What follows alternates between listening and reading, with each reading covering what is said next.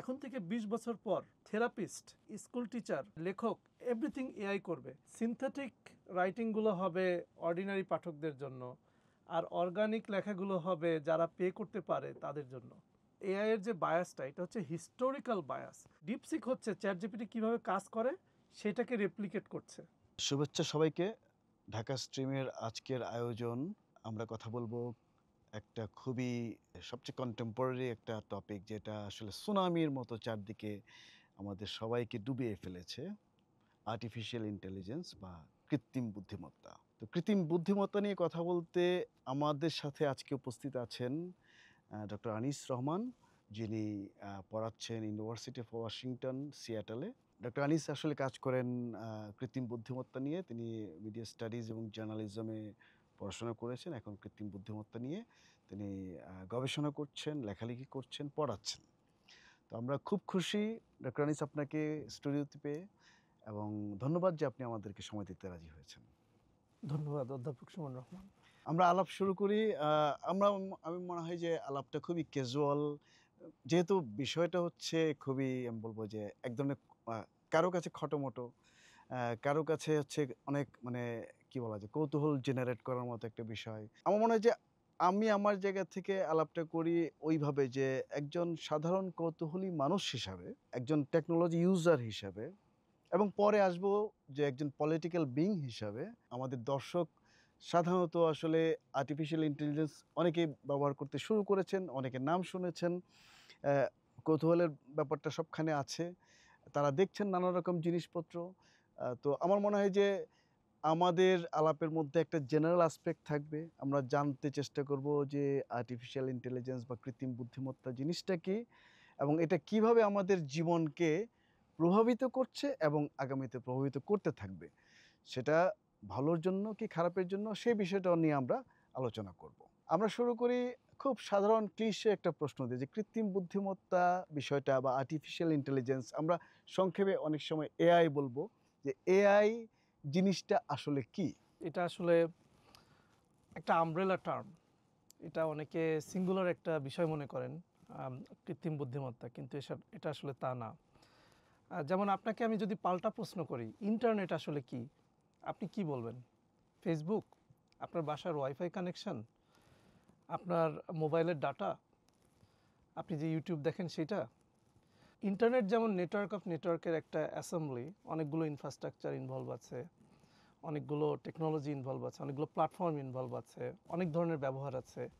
তো এআইও হচ্ছে এরকম একটা আমব্রেলা টার্ম, যেটা দিয়ে মূলত বোঝায় সিমুলেশন অফ হিউম্যান ইন্টেলিজেন্স, বা মানুষ যেভাবে, মানুষের ব্রেন যেভাবে কাজ করে, একটা প্রোগ্রাম সেইভাবে কাজ করছে। এটাকে বলা হচ্ছে কৃত্রিম বুদ্ধিমত্তা। এই জন্য এটাকে কৃত্রিম বলা হয়, যে সে আসল না, সে হচ্ছে মানুষের বুদ্ধিমত্তাকে অনুকরণ করে কাজটা করছে, সিদ্ধান্ত নিচ্ছে। তো এটা সাম্প্রতিক, ওই যে আপনি যেটা বললেন সুনামির মতো ধেয়ে আসলেও আসলে এটার প্রয়োগটা অনেক আগে থেকেই হয়ে আসছে। যেমন আপনি শুনেছেন প্রায় 15-20 বছর আগে দাবার প্রতিযোগিতা মানুষের সাথে, কম্পিউটারের সাথে, ওটা কিন্তু একটা কৃত্রিম বুদ্ধিমত্তা। তারপরে আমরা যে এই যে ফেসবুকে স্ক্রলিং করি, আপনি যে একটা পোস্ট দেখলেন, তারপরে কি পোস্টটা দেখবেন, এটা কিন্তু একটা কৃত্রিম বুদ্ধিমত্তা নির্ধারণ করে দিচ্ছে। এই সাম্প্রতিক এই যে শব্দটা যে মানুষ বেশি ব্যবহার করছে, এর পেছনে একটা কারণ হচ্ছে জেনারেটিভ এআই, বা উৎপাদন করতে পারে এরকম একটা কৃত্রিম বুদ্ধিমত্তা। কি উৎপাদন করতে পারে? সে শব্দ, ছবি, বিভিন্ন মডালিটিতে তথ্য উৎপাদন করতে পারে। এইটার কারণে এটাতে মানুষের মধ্যে একটা অ্যাক্সেসিবিলিটি তৈরি হয়েছে। তারা মনে করছে যে ও, আমি তো এটা ইউজ করতে পারি। যেভাবে আগে সোশ্যাল মিডিয়া ছিল, কিন্তু ফেসবুক আসার আগে কিন্তু ওইভাবে পপুলার হয়নি টার্মটা। আর্টিফিশিয়াল ইন্টেলিজেন্স, আপনি যদি আগ্রহী থাকেন দর্শক, নারায়ণ এবং কাপুরের এআই স্নেক অয়েল বলে একটা বই আছে। এটা খুব সহজ সংক্ষেপে লেখা। বইটা হচ্ছে প্রিন্সটন ইউনিভার্সিটি থেকে বের হয়েছে। ওখানে তারা একটা মেটাফোর ব্যবহার করেন, যে ধরেন আপনি ভেহিকেল টার্মটা ব্যবহার করছেন, আপনি এখান থেকে ওখানে গেলেন, বলেন যে আমি ভেহিকেলে গেছি, আমার ভেহিকেলটা অনেক দূষণ হয়, আমার ভেহিকেলটা অনেক দূরে যায়, আমার ভেহিকেলটা 600 মাইল গতিতে যায়। কিন্তু এগুলোর প্রত্যেকটার তো আবার নিজস্ব টার্ম আছে। একটা হচ্ছে বুলেট ট্রেন, একটা হচ্ছে বাস, একটা হচ্ছে গাড়ি, একটা হচ্ছে ইলেকট্রনিক ভেহিকেল, আর একটা হচ্ছে রিক্সা। সবগুলোই ভেহিকেল, কিন্তু সবগুলো তো এক নয়। তো আপনি যে প্রশ্নটা করলেন, তার সারমর্ম হচ্ছে কৃত্রিম বুদ্ধিমত্তা শব্দটা মানে কিন্তু একটা গোলমেলে জায়গা, যেখানে এটার বিভিন্ন প্রায়োগিক দিক আছে এবং এর মানে এক একজনের কাছে এক এক রকম। ঠিক যেভাবে আমি গাড়িতে এসেছি, গাড়ি কথাটা এক একজনের কাছে এক এক রকম মানে, এবং এটার কোনোটা আছে পরিবেশ বেশি দূষণ করে, কোনোটা অনেক দ্রুত যায়, কোনোটা মানুষ দিয়ে ঠেলতে হয়। এআই এরও এরকম অনেক প্রায়োগিক দিক আছে, যেটা হচ্ছে সে কে প্রশ্নটা করছে এবং কে উত্তর দিচ্ছে তার উপরে অনেকটা নির্ভর করবে। পারফেক্ট। তো এখন ধরা যাক আপনি জেনারেটিভ এআই এর কথা বলেছেন। সো আমাদের আলাপটা খুব একরৈখিক হবে না আমার মনে হয়। বিকজ আপনার জেনারেটিভ এআই এর আলাপ থেকে আমরা যদি এখন যারা আমরা যারা ফোন ইউজার বা আমাদের সোশ্যাল মিডিয়া ইউজার, আমরা কিন্তু আমাদের অ্যান্ড্রয়েড প্ল্যাটফর্মে জেনারেটিভ এআই পাচ্ছি ফ্রিতে। Chat GPT for that matter আমরা ইউজ করছি। একটা জেনারেটিভ জিনিস সফটওয়্যার সে আমাকে নানা বিষয়ে সিদ্ধান্ত দিচ্ছে, হুম হুম রাইট?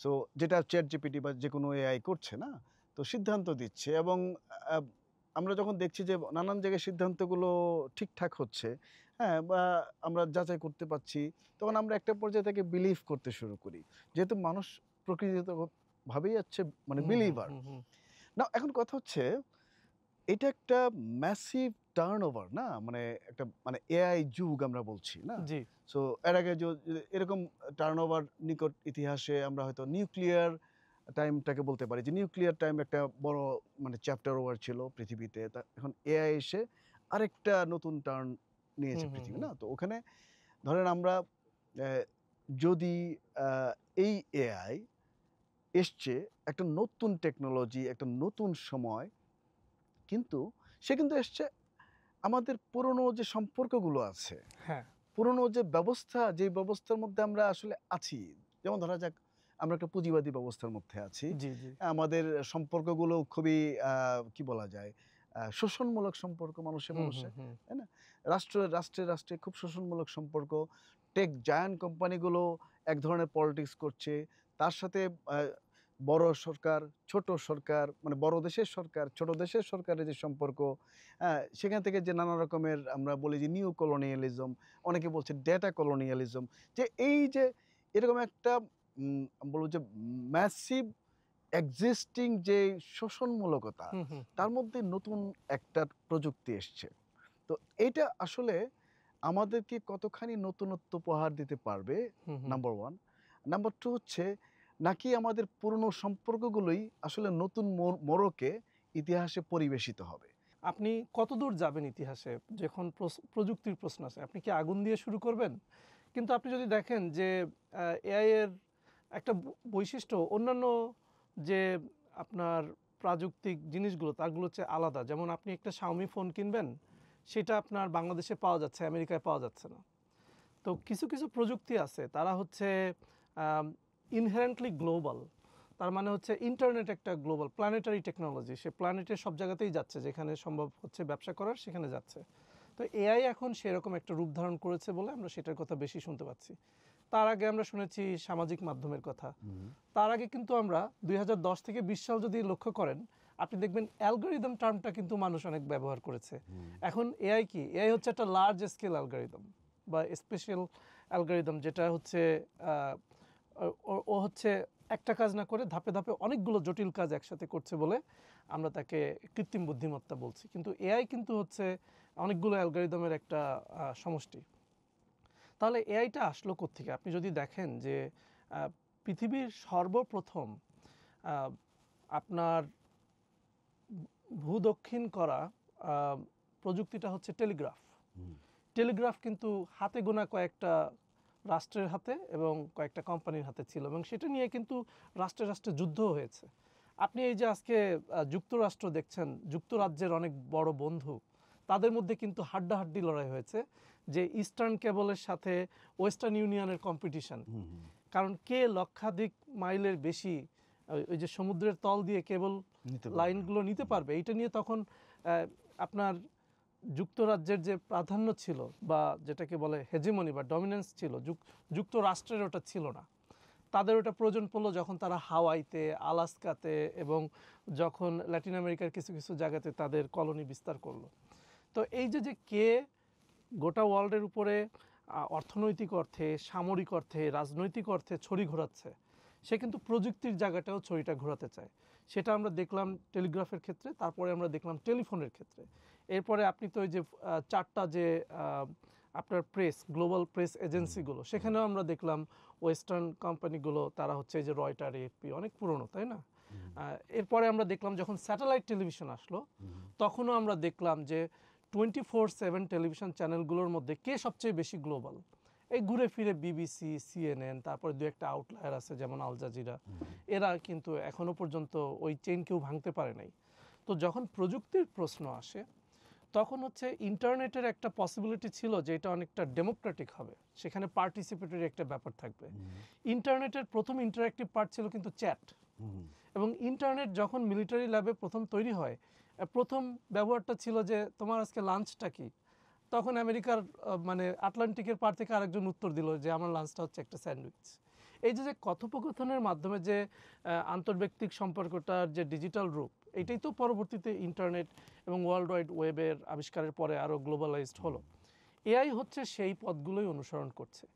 এআই এর বিশেষত্ব হচ্ছে, আমরা কালকে আলাপ করছিলাম যে সব প্রযুক্তি সমান না। কিছু কিছু প্রযুক্তি আছে যে প্রযুক্তির সাথে সমাজের বিশেষ ধরনের সম্পর্ক লাগে, রাষ্ট্রের বিশেষ ধরনের সম্পর্ক লাগে। যেমন নিউক্লিয়ার প্রযুক্তি, পারমাণবিক প্রযুক্তির ক্ষেত্রে কিন্তু আপনি এটা গণতান্ত্রিকভাবে এটাকে শাসন করতে পারবেন না। এটা লাগবে টেকনোক্র্যাট, এটা লাগবে অথরিটেরিয়ান এবং মিলিটারি ইনভলভমেন্ট। কারণ ওটার যে ডিভাস্টেটিং কনসিকোয়েন্স মিসইউজ হলে একটা রাষ্ট্র সবসময় চেষ্টা করবে তার সর্বোচ্চ লেজিটিমেট ক্যাপাসিটি অফ ভায়োলেন্স দিয়ে সেটাকে প্রোটেক্ট করতে। তো যদি কেউ নিউক্লিয়ার পাওয়ার স্টেশনে অ্যাটাক করে, আপনি কি করবেন? মিলিটারি ইউজ করবেন এবং আপনি প্রয়োজনে লিদাল ফোর্স ব্যবহার করবেন, যেভাবে আমাদের রাষ্ট্রপ্রধান বলেছেন জনগণের উপরে ব্যবহার করতে। তো এই যে যে প্রযুক্তিটা, নিউক্লিয়ার প্রযুক্তি, এইটার পেছনে আপনার যে প্রযুক্তি, সেটার তো অনেক প্রযুক্তির লজিকটা সেম, কিন্তু এই প্রযুক্তিটার ভিতরে এমন কিছু বিধ্বংসী ক্ষমতা আছে যে জন্য এইটার ক্ষমতাটা রাষ্ট্রের হাতে তুলে দিতে আপনি বাধ্য। একটা জাহাজের তো 100 জন প্যাসেঞ্জার আছে, সেই 100 জন প্যাসেঞ্জার চাবে 20টা ডেস্টিনেশনে যেতে, তাহলে তো জাহাজটা লক্ষ্যভ্রষ্ট হয়ে যাবে। তাহলে জাহাজের কি লাগবে? প্রযুক্তি হিসাবে একটা জাহাজের একজন ক্যাপ্টেন লাগবে। তো এইরকম প্রযুক্তির ভেতরে কিছু আছে যেগুলো নিউট্রাল না, ওটা শুধু কিছু মানে বিশিষ্ট রকমের সামাজিক রাষ্ট্রিক সম্পর্কের সাথে ওটা কম্প্যাটিবল। তো এআই হচ্ছে এমন একটা প্রযুক্তি যেটা হচ্ছে কম্প্যাটিবল হচ্ছে হাই ক্যাপিটাল ইন্টেন্সিভ ইন্ডাস্ট্রির সাথে। যেমন একটা উদাহরণ দিই, আপনার বর্তমানে এআই যে জেনারেটিভ এআই এর সবচেয়ে বড় মডেলগুলো, যেমন চ্যাট জিপিটি, তারপরে হচ্ছে জেমিনি, আপনার আরও আছে লামা, ফেসবুকের বা মেটার লামা যখন 1.0 বের করলো, তখন ওই মডেলটাকে ট্রেন করতে তাদের খরচ হয়েছে $3 মিলিয়ন। কিন্তু যখন তারা লামা মানে এর পরের ভার্সনটা বের করলো, তখন সেটা এক লাফে চলে গেল $190 মিলিয়ন।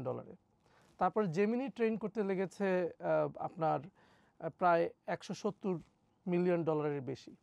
চ্যাট জিপিটিতে লেগেছে ওইরকম প্রায় 100 মিলিয়ন বা কম বেশি। ওদের ভার্সন আছে অনেকগুলো, চ্যাট জিপিটি 4 এর কথা বলছি।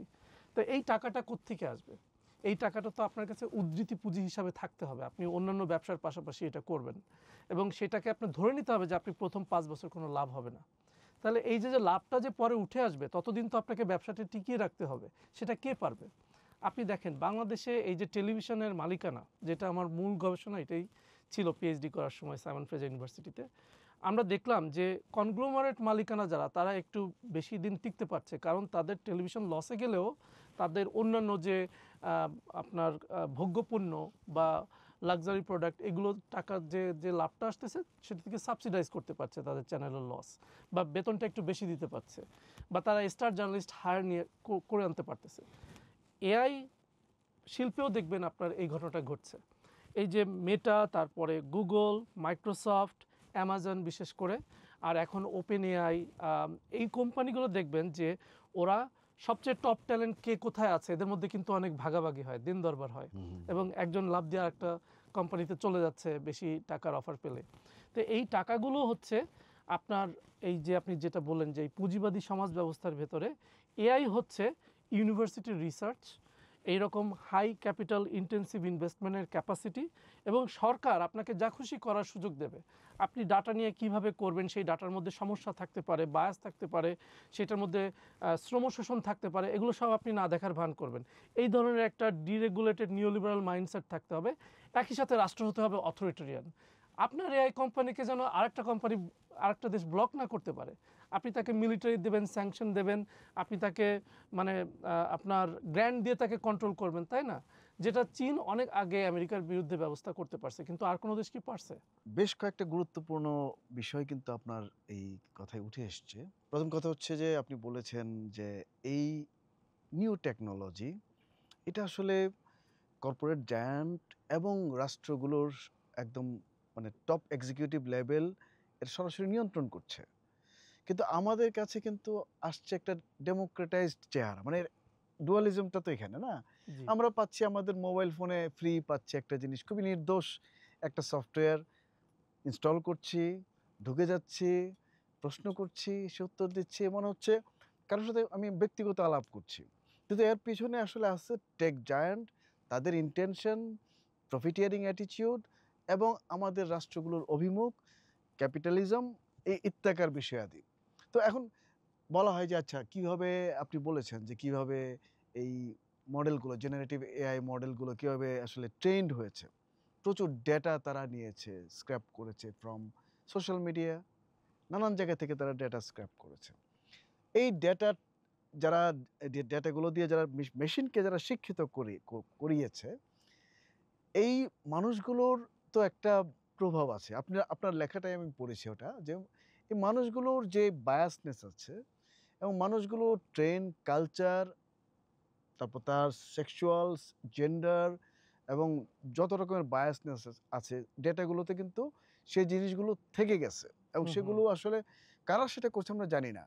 মানে এটা যে একটা ইম্পর্টেন্ট বিষয়, বিকজ এই মেশিনকে কারা শিক্ষিত করছে, কারা এর টিচার, হুম, হুম। তাদেরকে কিন্তু আসলে কোনো জবাবদিহিতার মধ্যে আনা হয়নি বা তা জানিও না। ফলে দেখা যাচ্ছে যে আপনি যখন মুসলিম লিখে আপনার লেখাই যেটা এসছে যে মুসলিম লিখে যখন আপনি টাকা এআইকে বলেন যে একটা মুসলিমের ছবি আঁকো, সে একটা দাড়িওয়ালা ওসামা বিন লাদেন হুম, এঁকে হুম, দেখাচ্ছে, তাই না? হুম, হুম। তার মানে সে মনে করছে মুসলিম হচ্ছে এরকম হবে। জি। তো এই যে তার মানে হচ্ছে যে তাকে যারা ট্রেন করছে তাদের মাইন্ডসেট রিফ্লেক্টেড হচ্ছে। তো এই যে এই বিষয়টা কিন্তু নরমাল ইউজার এন্ডে একটা ক্রিটিক্যাল ইউজার না হলে তিনি বুঝবেন না। জি, জি। তো এটা প্রভাবিত করবে। হ্যাঁ, আর দ্বিতীয়ত হচ্ছে যে একটা কথা বলা হয় প্রায় যে এআই প্রচুর ভুল তথ্য দেয় কিন্তু। হ্যাঁ, হ্যালুসিনেশন করে। জি, হ্যাঁ? সে একটা জিনিস হঠাৎ করে একটা রেফারেন্স বানিয়ে বলে দিচ্ছে। হ্যাঁ, তো আপনি যদি তাকে ফার্দার জিজ্ঞেস না করেন, আপনি যদি তাকে বিশ্বাস করতে শুরু করেন, হ্যাঁ, হ্যাঁ। তাহলে আপনি বিরাট বড় ঠকে যাবেন। জি, জি, বিকজ জি। ওই জিনিস এক্সিস্টই করে না। আর আপনি যদি খুব ক্রিটিক্যাল হন, আপনি যদি বলেন যে, এটা কিন্তু আ তুমি একটু চেক করবে? এটা কিন্তু আমার মনে হচ্ছে যে এটা ঠিক নেই। আমার ক্ষেত্রে হ্যাঁ, আমি হ্যাঁ, প্রায়ই হ্যাঁ, আমার হ্যাঁ। এরকম হয় যখন আমি প্রম্পট করি। তখন বলে যে, হ্যাঁ, আই এম সরি, এটা আসলে আমি বানিয়ে লিখেছি।" হ্যাঁ, হ্যাঁ, হ্যাঁ। হ্যাঁ? তো এই যে হ্যালুসিনেশন হচ্ছে তার, হ্যাঁ? সে যে ডেটা ম্যানিপুলেট করছে অথবা হুম, তাকে হুম। ম্যানিপুলেশন শেখানো হচ্ছে। হ্যাঁ? সব মিলিয়ে এটা অনেকটা সেই ওই আপনার টার্মিনেটরের সেই স্কাইনেট মেশিনের হুম, মতো হুম। যে ইট জি, ক্যান জি। Be devil. হ্যাঁ, হ্যাঁ? কিন্তু আমাদের সামনে তার একটা খুবই মায়াবী চেহারা আছে। হ্যাঁ, হ্যাঁ। তো এটা হচ্ছে একটা দিক যেটা আপনি আলাপের মধ্যে ইঙ্গিত করেছেন।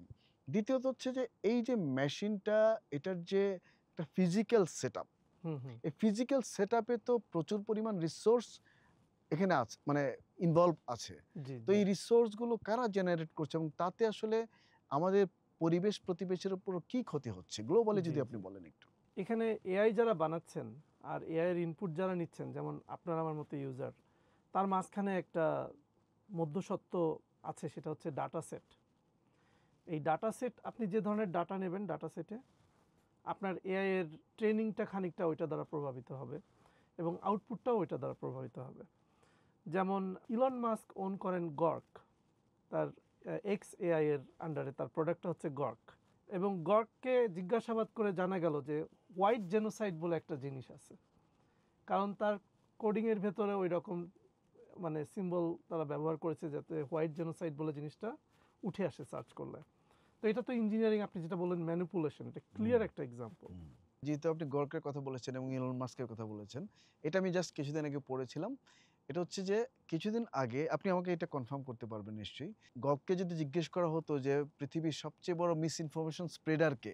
কে ইলন সবচেয়ে বেশি? মাস্ক নিজেই। হ্যাঁ, তখন ইলন মাস্কের নাম সে বলত। কিন্তু এখন নাকি সে বলে, "I am not supposed to tell ইট।"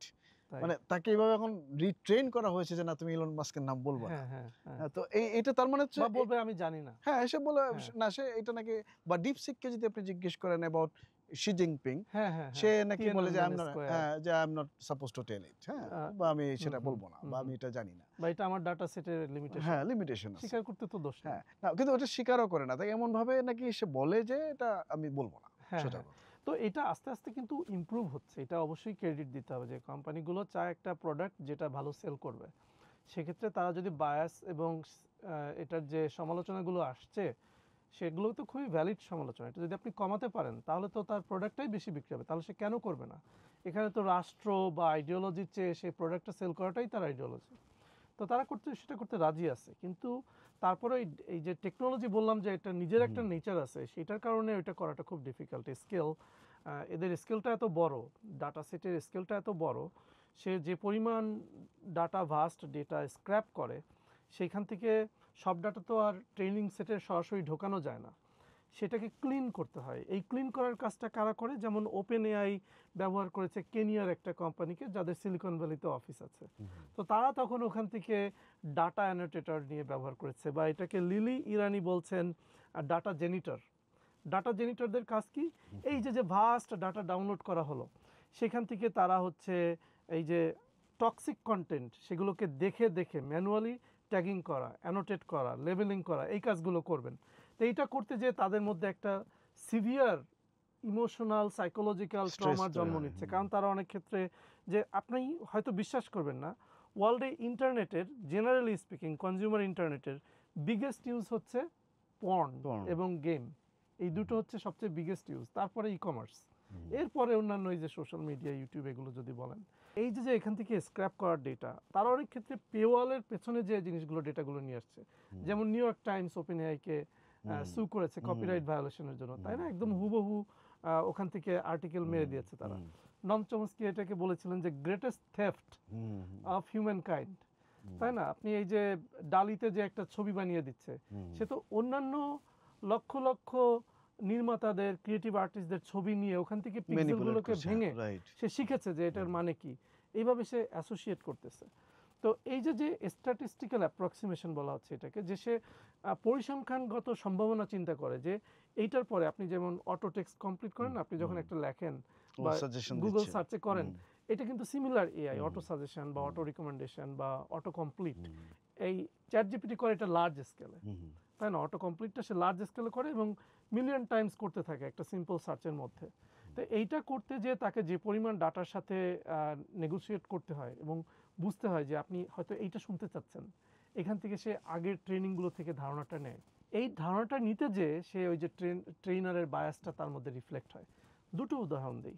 আপনি তো একটা বললেনই যে মুসলমান জিজ্ঞেস করলে সে হচ্ছে দেখাচ্ছে ওসামা বিন লাদেনের মতো দেখতে সবাই।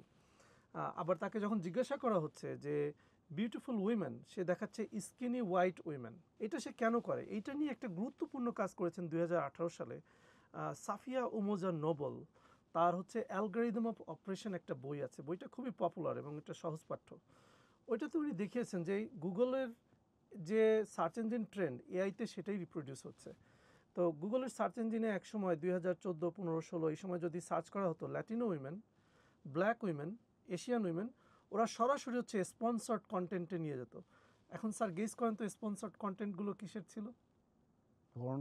অবশ্যই এই যে ওই উইমেন মানেই যে তারা হচ্ছে পর্ন মডেল, হুম, বা একটি তাদের লাইফটাই হচ্ছে পর্ন সেন্ট্রিক। এইটা হচ্ছে সার্চ ইঞ্জিন ওখান থেকে ধারণা করে নিচ্ছে যে people are likely to click. কারণ হচ্ছে হুম, পর্ন ওয়েবসাইটগুলো, এটাকে বলে সার্চ ইঞ্জিন অপটিমাইজেশন। হুম, গুগলের বিজনেস মডেলটাই ছিল এরকম যে কেউ যদি টাকা দেয় হুম, তাহলে তাকে স্পন্সর্ড কন্টেন্ট হিসেবে দেখাবে এবং সার্চ রেজাল্টেও সে উপরে উঠে আসবে। আপনি তো জানেন যে হুম, দু একটা পেজ দেখার পরে মানুষ আর সাধারণত ভেতরে যায় না।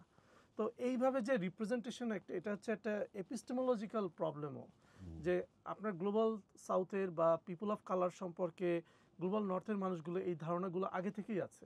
রেসিজমের ইস্যু, সেক্সিজমের ইস্যু, ওরিয়েন্টালিজমের ইস্যু, এআই হচ্ছে সেই ডাটা সেট থেকে শিখেছে।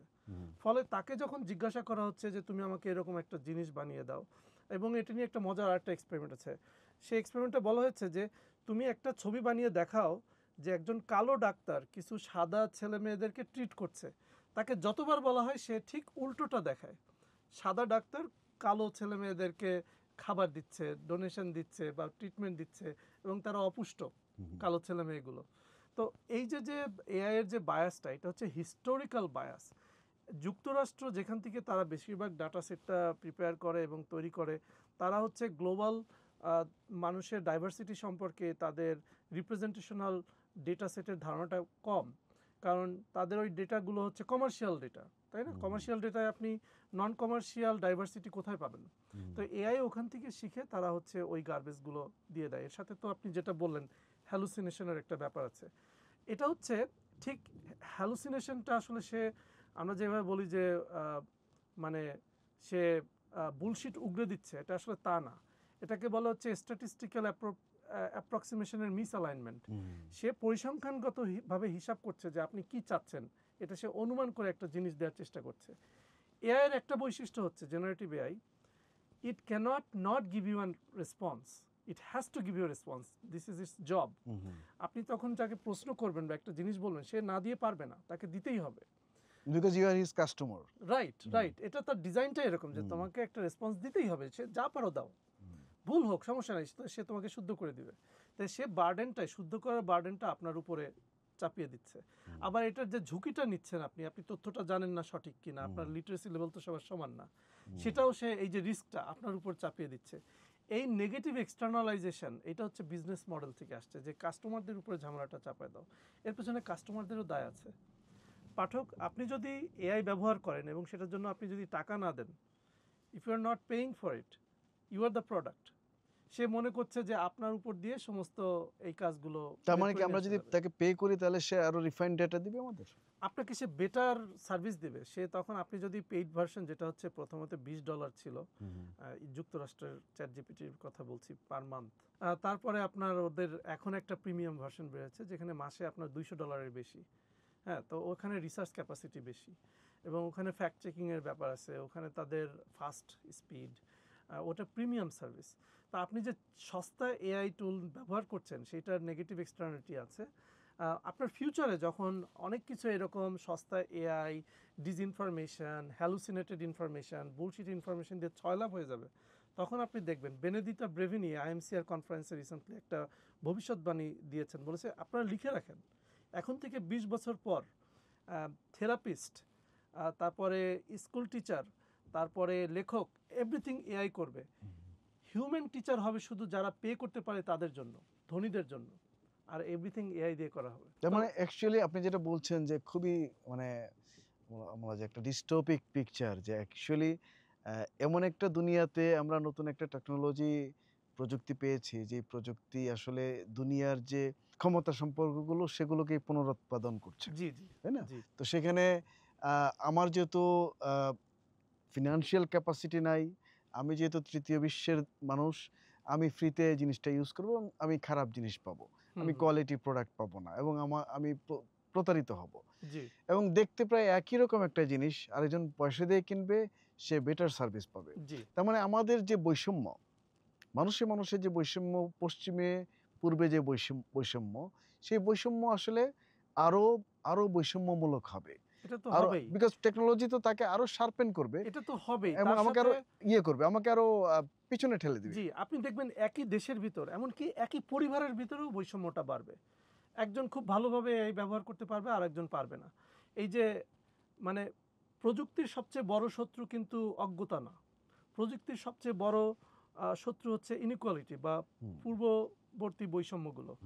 এই যে ইনইকুয়ালিটিটা, এটা হচ্ছে social, gender base, race base, economic তো অবশ্যই, আরবান। এআই হচ্ছে মূলত একটা আরবান প্রযুক্তি শহুরে মানুষদের জন্য। এখানে গ্রামের মানুষদের কি আছে, তাই না? যারা ডাটা প্রডিউস করতে পারে তারাই হচ্ছে এআই এর বড় কনজিউমার এখন। আপনি যে এটা ইউজ করছেন, আপনার প্রত্যেকটা কি স্ট্রোক, প্রত্যেকটা ব্রাউজিং, ওগুলো সব হচ্ছে ওদের ফিডব্যাকের কাজে লাগছে, এবং সেটাকে ব্যবহার করে সে বেটার প্রোডাক্ট সার্ভিস করে আরেকজনকে সাবস্ক্রিপশনের বিনিময়ে দিচ্ছে আপনার ফ্রি লেবার ব্যবহার করে। সামাজিক মাধ্যমে তো সেই একই ঘটনা ঘটছে, তাই না? যদিও তারা এখানে সাবস্ক্রিপশন দেওয়ার চেষ্টা তাহলে করে এটা সফল এটা একটা হয়নি। অদ্ভুত, আমি জাস্ট ইমাজিন করছি যে অ্যাকচুয়ালি আমি মনে করছি ফ্রিতে আমরা যারা ইউজ করছি, আমরা মনে করছি যে আমরা ইউজার, কিন্তু অ্যাকচুয়ালি আমরা ইউজার না, আমরা ফ্রি লেবার। জি, হ্যাঁ, সো আমি বেসিক্যালি আমার আমি একটা রিটার্ন পাচ্ছি বটে। সেই রিটার্নটা খুবই হাইলি কনটেস্টেড একটা রিটার্ন।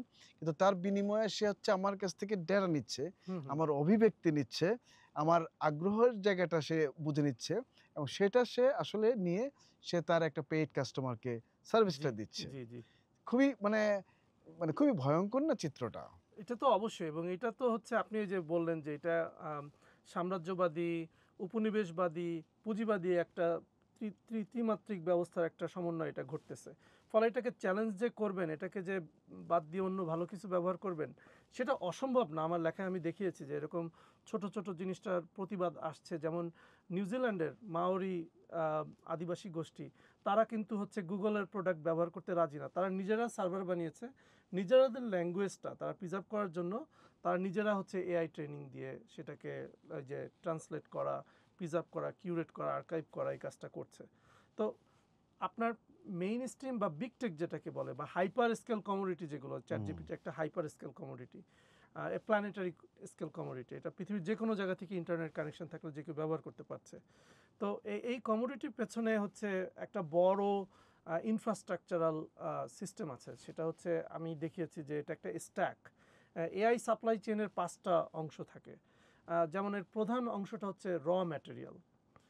ম্যাটেরিয়াল বলতে কি, যেটার সাথে এআই এর সম্পর্ক নাই, সেটা সেলফোনের জন্য লাগে, স্মার্টফোন থেকে শুরু করে আপনার হুম। স্মার্ট কার, যেকোনো ইলেকট্রনিক ডিভাইস, এমনকি মিসাইল, তার জন্য ওই জিনিসগুলো লাগে। যেমন নিকেল, কোবাল্ট, কোলটান, গোল্ড, জার্মেনিয়াম, তারপরে গ্যালিয়াম, নানান ধরনের হুম, রেয়ার হুম। আর্থ ম্যাটেরিয়াল আছে যেগুলো মূলত ওয়ার্ল্ডের 90% চায়না হচ্ছে ওটার উপর কন্ট্রোল, আর 70% রিফাইনিংয়ের কাজ তারা করে। তো এই মেটেরিয়াল থেকে যখন এক্সট্রাক্ট করে যে ইনফ্রাস্ট্রাকচারটা বানানো হয়, যেমন সার্ভার, ওয়ার্ল্ডে এই মুহূর্তে আপনার প্রায় 50,000-এর বেশি সার্ভার আছে অ্যামাজনের মালিকানায়। তার প্রত্যেকটা সার্ভার যেগুলো বড়, সেগুলো হচ্ছে মিলিয়ন মিলিয়ন গ্যালন পানি ব্যবহার করে প্রতিদিন। তাহলে এই যে এনভায়রনমেন্টাল কস্টটা, এটা তো হচ্ছে তারা গ্লোবাল সাউথের উপর ইভেনচুয়ালি তারা ট্রান্সফার করতেছে। তো আমরা দেখতেছি যে আপনার এই ইস্ট ইন্ডিয়া কোম্পানির যেরকম একটা এক্সপ্লয়টেটিভ ইনফ্রাস্ট্রাকচার ডেভেলপ করছে ওয়ার্ল্ড ওয়াইড কলোনিয়াল টাইমে, তো আমরা দেখছি এখন গুগল, তারপরে অ্যামাজন, তারপরে মেটা, তারা সেইটা রাষ্ট্রের সম্মতির মাধ্যমে, অন্যান্য রাষ্ট্রে মানুষের ছড়িয়ে সম্মতির দিচ্ছে। মাধ্যমে এই কাজটা করছে। কিন্তু এখন আমরা সেই বিদ্রোহটা নাই, হুম। সাঁওতাল বিদ্রোহ নাই। এখন এটাকে কি আমরা ডেটা কলোনিয়ালিজম বলছি? এটাকেই তারা ডাটা কলোনিয়ালিজম বলেছে ১০ বছর আগে। এখন তারা হচ্ছে সেটাকে বলছেন AI colonialism. AI so colonialism AI হচ্ছে বলছেন। একদম ওই মানে স একই সমালোচনার নতুন ধাপ বা আচ্ছা, নতুন এখানে চরিত্র। সেই ক্ষেত্রে যদি এই যে আপনি নিউজিল্যান্ডের দৃষ্টান্ত তো দিলেন যে মাওরি কমিউনিটি তারা নিজেরা নিজেদের মধ্যে একটা এআই ডেভেলপ করেছে। তারা গুগলের এই এনএলপি সিস্টেম নিচ্ছে না। না, বা ইউটিউবকেও তারা ইউটিউব সার্ভার হিসেবে নিচ্ছে ইউজ না। করতে সার্ভার চায় না। সার্ভার হিসেবে ইউজ করছে না। তো এইটা কি খুব মানে গ্রহণযোগ্য মডেল হতে পারে অন্যান্য ছোট, ছোট কমিউনিটির জন্যে? অবশ্যই এটা খুবই ইম্পর্ট্যান্ট একটা ব্যাপার যে আমেরিকাতে এই মুহূর্তে প্রায় ১৮০টারও বেশি ইন্ডিজিনাস ইন্টারনেট নেটওয়ার্ক আছে। তারা হচ্ছে ওই যে বিগ ইন্টারনেট কোম্পানি যেমন ভ্যারাইজন বা কমকাস্ট, এদের কাছ থেকে ইন্টারনেট নেয় না। তারা নিজেদের মতো তারা সার্ভার তৈরি করেছে, নেটওয়ার্ক মেশিন তৈরি করেছে, খুব ছোট স্কেল। আবার হচ্ছে আপনার মিউনিসিপ্যাল ইন্টারনেটটাও গ্রো করছে। ছাত্তানুগা নামে একটা ছোট্ট একটা মিউনিসিপ্যাল শহর আছে। তারা হচ্ছে ওই কমার্শিয়াল ইন্টারনেটের চেয়ে প্রায় ১৫০ গুণ বেশি স্পিডের ইন্টারনেট দেয়, কিন্তু তার চেয়ে কম খরচে, কারণ এটা সরকারের তৈরি লোকাল মিউনিসিপ্যালের ইন্টারনেট। তার নিয়ে তারা বিশাল ক্ষেপে আছে ওখানে বিগ টেকগুলো, এবং তারা ওটাকে মানে কোর্টেও নিয়ে গেছে যে এটা মার্কেট হ্যাঁ, ডিসক্রিমিনেশন বিগ টেক হচ্ছে। সেটা অ্যালাউ করবে বলে। এক্স্যাক্টলি। হুম। তো বিগ টেক সবসময় চেষ্টা করবে existing legal mechanism, financial mechanism, এগুলোকে ইউজ করে তাদের বিজনেসটাকে প্রোটেক্ট করতে। এটা নেচার। কিন্তু আপনার তাই বলে এটা অসম্ভব না। যদি আমেরিকার আদিবাসীরা পারে তাদের মানে সেটেলার কলোনিয়াল মাস্টারদের এগেনস্টে ফাইট করতে, যদি মাওরিরা পারে নিউজিল্যান্ড হোয়াইট সেটেলার কলোনিয়ালদের এগেনস্টে বলতে, বাংলাদেশ সরকার কেন পারবে না? বাংলাদেশের মতো মানুষের মধ্যে সেটা, এই যে এখন যে একটা ফ্যাসিনেশন যে এই ফেসবুক, তারপর চ্যাট জিপিটি, এই যে যে একটা দাসবৃত্তি মনোভাব যে এইটা ছাড়া আমার জীবন চলবে না, এইটার বিরুদ্ধে প্রতিরোধ সম্ভব, সেটার হয়তো আস্তে আস্তে আচ্ছা হবে। ধরেন আমরা যদি চিন্তা করি যে ঠিক আছে, যেমন ধরা যাক ফেসবুক চীনে নিষিদ্ধ না, চীন তাদের মতো করে ফেসবুকে একটা ভার্সন হ্যাঁ, করে নিয়েছে, কিন্তু যখন রাষ্ট্র ক্ষমতা যদি পজিটিভ না হয়, রাষ্ট্র ক্ষমতা যদি প্রো পিপল না হয়, রাষ্ট্র ক্ষমতা যদি নিজের স্ট্যাটাস কুয়ের জন্যে ওই মানে প্রযুক্তিকে ব্যবহার করার কাজটা করে থাকে, তাহলে চীনের ফেসবুক তো কোনো অর্থে লিবারেটিং না। না, মানে আমি যেটা অনুমান করি, ধরা চীনের যে যাক নিজেদের হ্যাঁ, ভার্সন চীনের যে লিবারেটিং না। ভার্সনটা লিবারেটিং না। এটা আসলে চীন মানে যেটা করেছে, যেটা বলা হয় যে এটা গ্লোবাল ফেসবুক থেকে নিজেকে আলাদা করেছে যাতে চীনের লোকজন গ্লোবালি কানেক্টেড হতে না পারে অন সোশ্যাল মিডিয়া। এটা হচ্ছে তার লক্ষ্য। কারণ চীনের সিক্রেটস, স্টেট সিক্রেটস যাতে মানে মানুষ বলাবলি করতে না পারে বা এটা গ্লোবালি ছড়িয়ে যেতে না পারে। তো এখন যেখানে রাষ্ট্রগুলো এরকম বড় রাষ্ট্রগুলোর উপর নির্ভরশীল, হ্যাঁ, নানানভাবে ছোট, ছোট রাষ্ট্রগুলো। আবার একই সঙ্গে যেখানে আপনার ধরেন বিগ টেক কোম্পানিগুলোর উপর নির্ভরশীল। সেইখানে নিউজিল্যান্ডের মাওরি কমিউনিটি যেমন তাদের একটা হিস্ট্রি আছে। হ্যাঁ, একটা ইন্ডিপেন্ডেন্স আছে তাদের, এটা আমরা অনেকদিন ধরেই জানি। যে সেখানে তাদের এই প্রতিবাদটা তাদের সোশিও কালচারাল কনটেক্সচুয়াল নেচারের সাথে যায়। বা আমেরিকান আদিবাসীদেরও কিন্তু আসলে আমেরিকান আদিবাসীরা এখন তো তার সংবিধান দিয়ে প্রোটেক্টেড নানানভাবে। তাদের যে তাদের উপরে যে নির্যাতনের ইতিহাস আপনি সেটা ভালো জানবেন। জি। যে সেটা অনেকাংশেই কিন্তু তারা এখন কনস্টিটিউশন দিয়েও প্রোটেক্টেড একটা অর্থে। মানে যতখানি আমার আমি ভুল হলে আমাকে শুধরে দিন। তো সেক্ষেত্রে তারা যখন তাদের একটা ইন্ডিজিনাস নেটওয়ার্ক করবে, সেটাকে আমেরিকান গভর্নমেন্ট সরাসরি ডিসরাপ্ট করতে পারবে না। যতটা সে সরাসরি ডিসরাপ্ট করতে পারবে ফর হুম, হুম, এক্সাম্পল হুম, বাংলাদেশের গভর্নমেন্টের উপরে। হুম, হুম, হুম। বাংলাদেশের গভর্নমেন্ট বা বাংলাদেশ যদি মনে করে যে না আমি একটা ইন্ডিপেন্ডেন্ট নেটওয়ার্ক তৈরি করব, আমার একটা সার্চ ইঞ্জিন থাকবে, আমি গুগল ব্যবহার করব না। তো সেক্ষেত্রে বাংলাদেশের উপরে তারা যত বেশি খড়গহস্ত হতে পারবে, নিজেদের মেবি ইন্ডিজিনাস নেটওয়ার্কের উপর ততটা তাদের না হতে পারার কথা। এইখানে হ্যাঁ, এটা তো ঠিকই বলেছেন। এখানে আমি মানে ইউটোপিয়ান কোনো প্রমিস অফার করতে চাই না। আপনার যদি রাষ্ট্রের ক্ষমতা না থাকে একটা বড় বিমান বানানোর, যেটা অ্যাক্সিডেন্ট করবে না দুদিন পরে, আপনাকে তো বিমানটা বাইরে থেকে কিনতে হবে। আপনার যদি নিউক্লিয়ার রিঅ্যাক্টর বানানোর প্রযুক্তি না থাকে, আপনাকে তো সেটা রাশিয়া বা অন্য দেশ থেকে কিনতে হবে। চ্যাট জিপিটির সমস্যাটা হচ্ছে এটা একটা নলেজ মেশিন। তো আপনি এটা শুধু ওই যে একটা নিউক্লিয়ার রিঅ্যাক্টর বা আপনি একটা বিমান কিনলেন, ওইটাতে ব্যবহার করলেন, পরে আরেকটা কিনলেন, এটার প্রভাব ওখানে সীমাবদ্ধ থাকছে না। এটা কিন্তু আপনার মাইন্ডসেট, এটা আপনার রিপ্রেজেন্টেশন, এটা আপনার ন্যাশনালিটি, এটা আপনার আইডেন্টিটি, আপনার পলিটিক্স, সবগুলোকে প্রভাবিত করার ক্ষমতা রাখে ফেসবুকের মতো। তো এই ক্ষেত্রে একটু অতিরিক্ত সতর্ক হওয়ার প্রয়োজন আছে। হ্যাঁ, আপনি চ্যাট জিপিটির মতো hyper scale commodity immediately develop করতে পারবেন না, কিন্তু এটা কেন লাগবে সেটা তো হচ্ছে একটা ক্যাপিটালিস্ট কোশ্চেন, যে ওই কমোডিটিটা আপনাকে না হলে কাজ হবে না তা তো না। ছোট ছোট স্কেলের এআই টুলগুলো ডেভেলপ হচ্ছে, বিবিসি তৈরি করেছে নিজেদের টুল, বিভিন্ন মিডিয়া হাউস তারা ওই বাইরেরগুলো ব্যবহার না করে নিজেদের ছোট ছোট টুল ডেভেলপ করছে। এখানে ডিস্টিলেশন প্রসেস বলে একটা মজার প্রযুক্তি আছে, যেটা ডিপসিক করেছে চ্যাট জিপিকে ইউজ করে। আপনি নিজে একটা বটম আপ থেকে বা স্ক্র্যাচ থেকে একটা এআই মডেল ডেভেলপ না করে অলরেডি একটা এক্সিস্টিং কমপ্লেক্স মডেলকে আপনি আরেকটা মডেল দিয়ে ওটাকে ট্রেন করবেন যে সে তুমি মিমিক করো বা রেপ্লিকেট করো সে ওইটা কীভাবে কাজ করে।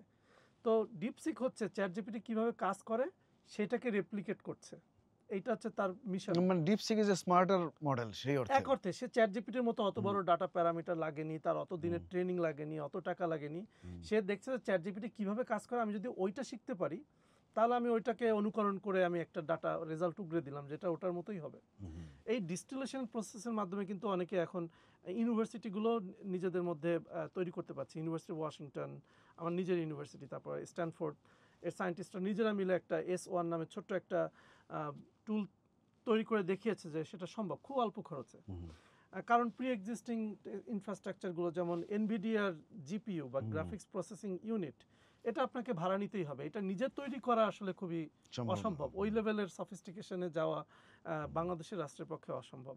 কারণ ওয়ার্ল্ডের যে মানে কম্পিউটেশনাল চিপস লাগে, এটা এজ কম্পিউটিং বলে, হুম, এই এজ কম্পিউটিংয়ের জন্য যে প্রসেসরগুলো লাগে এটা হচ্ছে মিলিটারি দিয়ে প্রোটেক্টেড, এটা সব জায়গায় সবাই রপ্তানি করতে পারে না। যেমন তাইওয়ানের উপর নিষেধাজ্ঞা আছে, আপনার এনভিডিয়ার যে গ্রাফিক্স প্রসেসিং ইউনিট সেটা সবচেয়ে হাইয়েস্ট বা সবচেয়ে পাওয়ারফুল মডেলটা চীনকে তারা বিক্রি করতে পারবে না। হ্যাঁ, তো এটা শুধু যুক্তরাষ্ট্রের জন্য বা যুক্তরাষ্ট্রের যারা বন্ধু রাষ্ট্র তাদের জন্য। তো এইটা হচ্ছে যুক্তরাষ্ট্র চায় যেন ওইটা ইউজ করে যে মিলিটারি উইপনাইজেশন এআই দিয়ে, সেই জায়গাটায় তারা চীন যেন যুক্তরাষ্ট্রের আগে পৌঁছাতে না পারে। তার মানে এই না যে বাংলাদেশকে ওইটা কম্পিট করতে হবে বা নেপালকে কম্পিট করতে হবে বা ভারতকে কম্পিট করতে হবে। কিন্তু আমরা যেটা পারি, এই যে কলোনিয়াল টুলগুলো প্রথমত বোঝা যে এগুলো কলোনিয়াল টুল, এগুলো আমাদেরকে সতর্কভাবে ব্যবহার করতে হবে। আমাদের মানুষদেরকে এই টুলগুলোর মধ্যে যে সীমাবদ্ধতা আছে, বায়াসগুলো আছে, মানে ক্ষতিকারক দিকগুলো আছে, এই টুলগুলো কিভাবে তৈরি হয়েছে সেই জিনিসগুলোর লিটারেসিটা বাড়াতে হবে। আপনার কারিকুলামে সেগুলো থাকতে হবে। আপনার যে ইউনিভার্সিটিতে জার্নালিজম পড়াবেন তারা এআই টুল ইউজ করবে, ওই টুলটা কোত্থেকে আসলো, একটা মিডিয়ার ছাত্রকে অবশ্যই পড়তে হবে। তো এইটা পড়ে জেনে তারপরে সে যেন একজন ক্রিটিক্যাল কনজিউমার হতে পারে এআই টুলের, এইটা হচ্ছে আমাদের পেডাগজিক্যাল মিশন। আমাদের এক্স্যাক্টলি। রাষ্ট্রের, আমাদের মতো দেশের জন্য সেটা একটা মানে এস্টাবলিশড পেডাগজিক্যাল মিশন হওয়া উচিত। তার তার মানে ব্যাপারটা হচ্ছে যে দেখেন যে আমরা এখনো কিন্তু এআই শেখার প্রাথমিক পর্যায়ে আছি, এবং এই মুহূর্তেই আমাদের আসলে এই চাহিদাটা তৈরি হয়েছে যে we have to be critical. জি, হ্যাঁ, আমাদের ক্রিটিক্যাল হতে হবে, বিকজ প্রথম থেকে যদি আমরা ক্রিটিক্যাল না হই, it can go that fur, মানে তখন হুম, হয়তো আমাদের আর ফেরত আসার উপায় নেই। জি, হ্যাঁ, আমরা হয়তো এটার সাথে এমনভাবে হ্যাবিচুয়েটেড হয়ে গেলাম, হ্যাঁ, এমনভাবে আমরা একটা প্রোডাক্টকে কনজিউম করতে শুরু করলাম, আমাদের হ্যাবিটটা এমন হয়ে গেল, হ্যাবিট চেঞ্জ করা খুব কঠিন।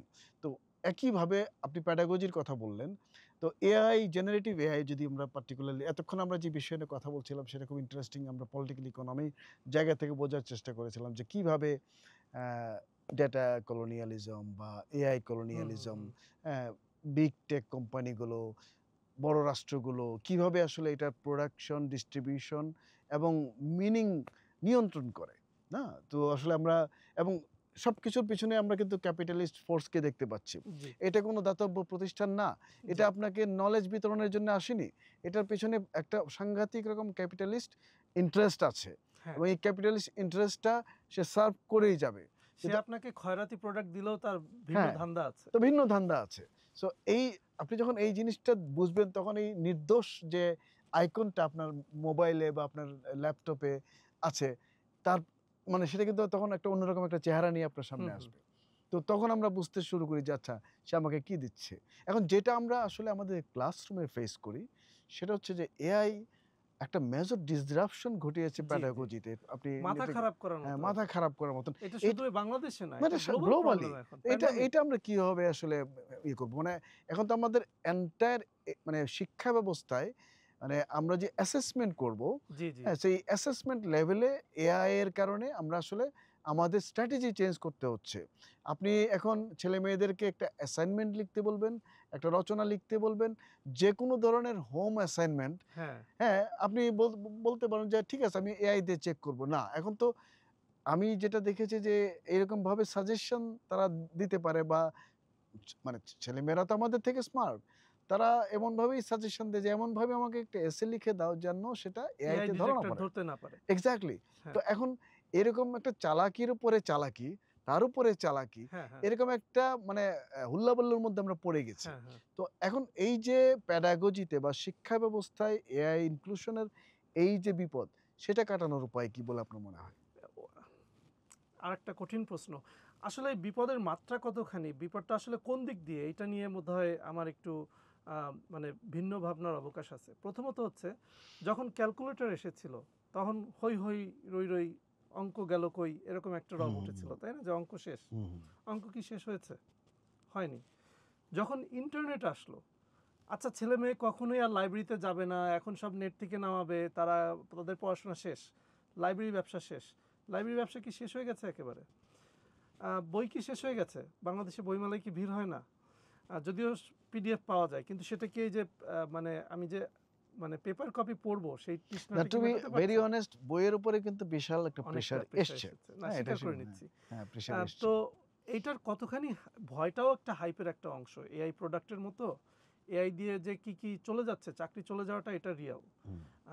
মানে এই যে আনএমপ্লয়মেন্ট ইস্যুটা আপনি তো দেখেছেন যে আপনাকে একটা লিস্ট পাঠিয়েছিলাম যে এআই কোন কোন ইন্ডাস্ট্রিতে অ্যাপ্লিকেবল সবচেয়ে বেশি। সেখানে হচ্ছে লেখক, ট্রান্সলেটর, অনুবাদক, সম্পাদক, তারপরে এই যে যারা নিউজ গেটকিপিংয়ের কাজ করেন, এগুলো সবই অটোমেটেড করা সম্ভব। হাই রিস্ক না হলে লো রিস্কের জায়গায় অন্তত অটোমেট করা সম্ভব।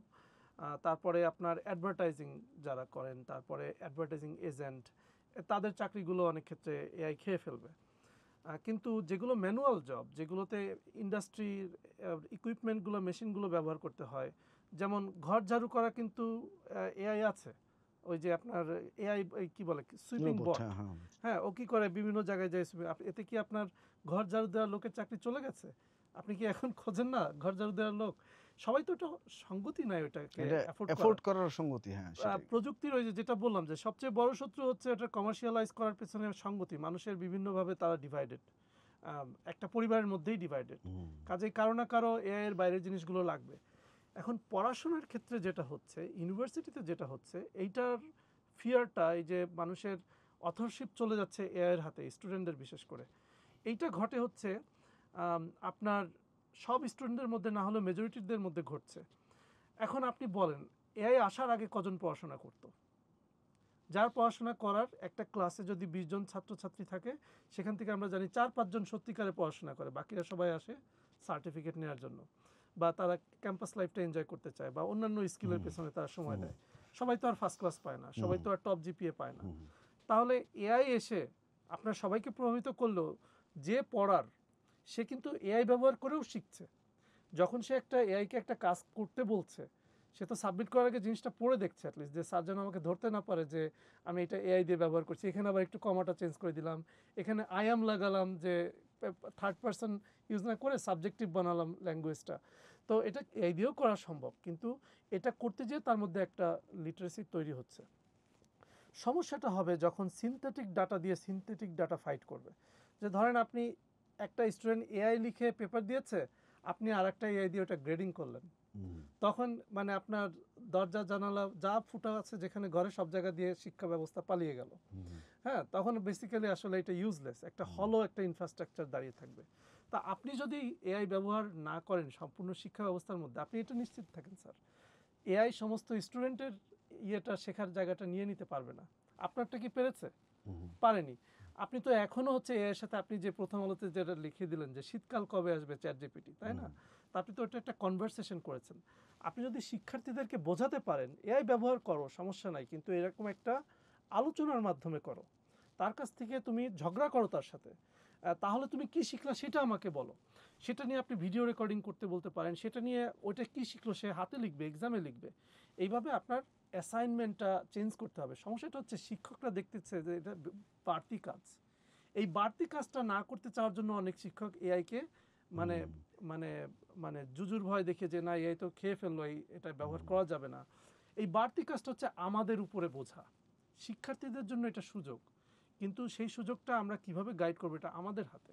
আপনি এআই এর আপনার কারিকুলামের একটা অংশ বানিয়ে দিন, তারপরে আপনি মাথায় রাখুন যে শিক্ষার্থীরা এটা ব্যবহার করবেই, তাহলে কিভাবে ব্যবহার করলে সে অন্তত কিছুটা হলেও শিখবে।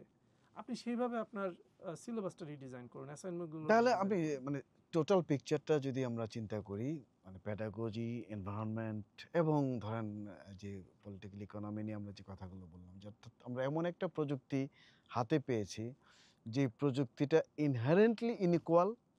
হ্যাঁ, মানে ওটা সবাইকে সমান সার্ভিস দিবে না। না। এবং মানে যারা ফিনান্সিয়ালি, অর্থনৈতিকভাবে যারা শক্তিশালী, তারা বেটার সার্ভিস পাবে। জি। সো তার মানে আমাদের মধ্যে যে বৈষম্য, সেটা আরও বৈষম্যমূলক হবে। জি। এবং সেটা আমাদের শিক্ষা ব্যবস্থাতেও মানে ইনইকুয়াল ইম্প্যাক্ট ফেলবে। জি। যে বেটার, সে বেটার সার্ভিস নিয়ে যাবে, যে আসলে কিনতে পারবে না, সে ওয়ার্স সার্ভিস হুম, হুম, পাবে। হুম। ফলে এটা একটা বড় সমস্যা। এবং আমাদের বিহেভিয়ার, মানে জি। আমাদের এআইকে ব্যবহার করার যে বিহেভিয়ার, সো কিছু লোক থাকবে যারা হয়তো তার সমাজ ব্যবস্থার সচেতনতার কারণেই প্রথম থেকেই এআই ক্রিটিক্যাল। জি। আবার কিছু লোক থাকবে এআই ফেটিশ। হ্যাঁ। হ্যাঁ, কিছু রাষ্ট্র, মানে আমাদের যেমন আমরা খুব ফেসবুক ফ্যাটিশ না? হুম, হুম। তো বহু রাষ্ট্র আছে পৃথিবীতে যারা ফেসবুকে আসলে অত নড়াচড়া করে না। না। তারা হয়তো টুইটারে নড়াচড়া করে, হুম, কিংবা তারা হয়তো অন্য কোনো একটা সফটওয়্যারে নড়াচড়া করে। তো এই যে ডিফারেন্সগুলো, তো এআই প্রযুক্তি হিসাবে ধরা যাক আমরা যদি অ্যাপোস্টেমোলজিক্যালি বলি যে আমাদের সমস্ত ডিসিপ্লিনের মধ্যে ঢুকে যাচ্ছে। হুম, হুম, হুম। হ্যাঁ?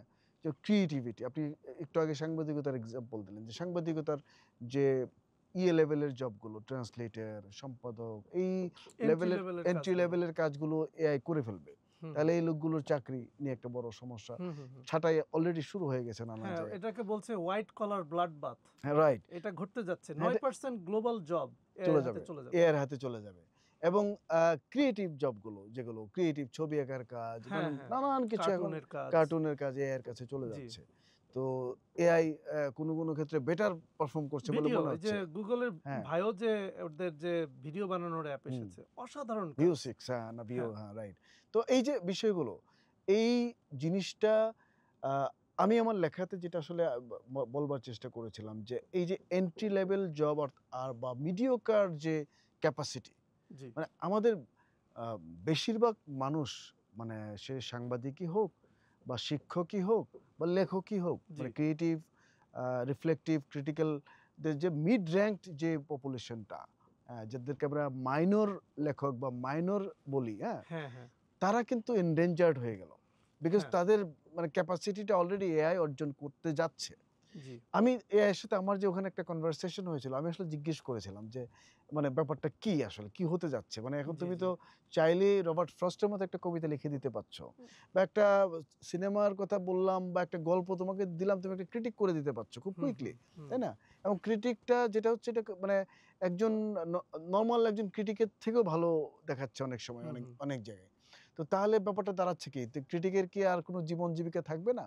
হুম, বা কোনো লোককে কি আর কবিতা লিখতে হবে না? নাকি হুম, হুম, সবাই একটা কবিতা লিখবে, সবাই ChatGPT দিয়ে হুম, কবিতা হুম, লিখবে। তখন এই আলাপের একটা পর্যায়ে সে আমাকে যেটা বলল যে সেটা হচ্ছে যে আসলে আ যারা গ্রাউন্ড ব্রেকিং ক্রিয়েটিভ থিংকার্স যারা আসলে মোর পরিবর্তন করার মতো ক্যাপাসিটি রাখে, জি। এক্সট্রা অর্ডিনারি যাদেরকে বলি, তাদের কাজটা এআই খেতে পারবে না। বিকজ এআই তো আসলে মিডিয়েকার দিয়ে ফিট করে। হ্যাঁ, এবং যারা আসলে আ চিন্তার গতিপথ চেঞ্জ হয়, তারা তো তখন এখনো ইতিহাসে আসেনি। হ্যাঁ, হ্যাঁ। ফলে আল্টিমেটলি এআই আপনার জন্য একটা চ্যালেঞ্জ এবং একটা সম্ভাবনাও। হুম, হুম, তো হুম, যে আপনি অ্যাকচুয়ালি আপনার এখন চিন্তা করতে হবে যে ঠিক আছে, you can't be among the minors, hmm, hmm, হ্যাঁ? Hmm, because there are lot of মানে মাইনর পিপল এবং সবাই আসলে একই রকম কথা বলতে শুরু করবে। স্ট্যান্ডার্ডাইজ করে ফেলবে এআই হুম, হুম, বিকজ হুম। আমি একজন ধরা যাক এভারেজ সাংবাদিক। আমি আমার লেখাটা এআই দিয়ে ঠিক করে দিলাম। আপনি একজন এভারেজ সাংবাদিক, আপনি আপনার লেখাটা ওই একই এআই দিয়ে ঠিক করে দিলেন। লেখাগুলো কিন্তু দেখতে একই রকম একই দেখাচ্ছে। রকম হয়ে যাবে। সব একই রকম হোমোজেনাস হয়ে দেখাচ্ছে। যাচ্ছে। হোমোজেনাস হয়ে যাচ্ছে। মানে আমরা ইভেন স্টুডেন্টদের অ্যাসাইনমেন্টের মতো। অ্যাসাইনমেন্ট সব একই রকম। খুব মনে সুন্দর হচ্ছে যে নিটলি একই অর্গানাইজড। স্টুডেন্ট ১০ টা কপি লিখে হ্যাঁ। সাপ্লাই দিয়ে দিয়েছে। তো ১০ এখন তার টাকার মানে বিনিময়ে। এই লোকগুলোর পার্সোনালিটি, এই প্রফেশনে থাকা মানুষজনের চিন্তা শক্তি সব এআই আসলে হ্যাঁ, হ্যাঁ, হ্যাঁ। কলোনিয়ালাইজ করে ফেলছে, হ্যাঁ, কলোনাইজ হ্যাঁ। করে ফেলছে। তো তাহলে আ বিকল্পটা কি? বিকল্পটা হচ্ছে যে you have to be extraordinary. জি। তো এই এক্সট্রাঅর্ডিনারি লোক তো আসলে খুব বেশি একটা সোসাইটিতে আপনি 1% 2% লোক এক্সট্রাঅর্ডিনারি হবে। And what will happen to the others? এইটাই তো আসলে কনসার্ন যে এআই হতে যাচ্ছে চিপ মানুষের চিপ প্রোডাক্ট। আপনি যদি কোয়ালিটি কনটেন্ট পড়তে চান তখন আপনাকে দেখা গেল প্রথম আলো একটা 100% গ্যারান্টিড যে এটা হিউম্যান দিয়ে লেখা সেরকম একটা ভার্সন বার করলো আর কি। বা ছবিগুলো তারা পলিসি ডিসাইড করলো যে তারা এআই জেনারেটেড ছবি ব্যবহার করবে না। তো এরকম পলিসি ইন্টারভেনশন করে কিছু কিছু ড্যামেজ তো মিনিমাইজ করা সম্ভব। কিন্তু সমস্যা হবে যখন আপনার ওই যে সিনথেটিক রাইটিংগুলো হবে অর্ডিনারি পাঠকদের জন্য আর অর্গানিক লেখাগুলো হবে যারা পে করতে পারে তাদের জন্য। না, এটা খুব ভালো শব্দটা ইউজ করেছেন। আমার মাথায় শব্দটা আসলে অর্গানিক। মানে অ্যাকচুয়ালি যেমন আমরা অর্গানিক প্রোডাক্ট একই রকম টমেটো, হ্যাঁ, ৫ গুণ দামে কিনছে। হ্যাঁ, হ্যাঁ, হ্যাঁ, আর সিনথেটিক টমেটো বা হ্যাঁ, কমার্শিয়াল হ্যাঁ, হ্যাঁ, টমেটো গুলা তার চেয়ে ৫ গুণ দাম কমে কিনছে। তো একটা সময় হয়তো এরকম হবে যে হিউম্যান এফোর্ট আছে এমন একটা প্রোডাক্ট হ্যাঁ, অনেক হ্যাঁ, বেশি দামে আমাকে কিনতে হবে। বিকজ ইন্ডাস্ট্রি স্কেলে এটা অন্য সস্তা জিনিসটা পাওয়া যাচ্ছে বাজারে। জি। সো আপনি তো হয়তো লিখে দিবেন যে আমার এই লেখাটিতে কোনো এআই ব্যবহৃত হয়নি।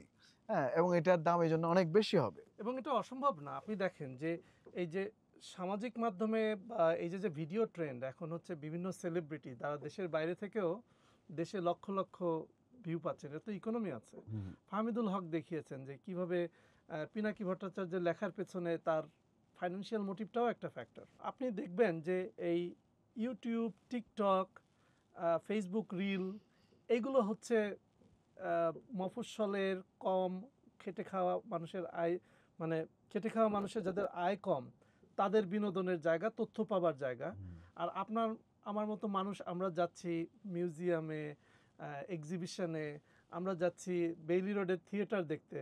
তো এইখানে যেমন একটা elite versus mass level difference আছে, এআই কনজিউমারিজমের ভেতরেও এরকম একটা ইয়ে তৈরি হতে যাচ্ছে বা হয়েছে অলরেডি।